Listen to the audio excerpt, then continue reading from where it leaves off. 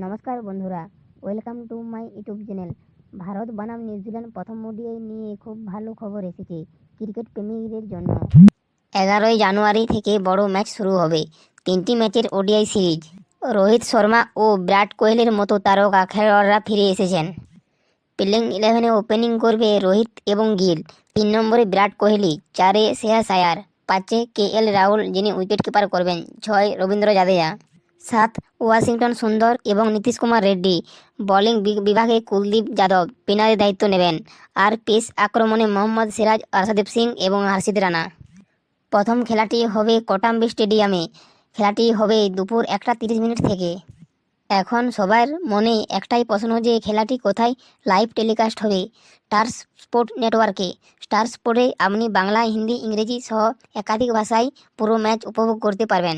Star sports 1, star sport সব চ্যানেলে live দেখানো হবে। আর যারা টিভিতে না দেখে মোবাইলে বা ল্যাপটপে দেখতে চান তাদের জন্য আরও সুবিধা, লাইভ টিভি জিও হটস্টারে।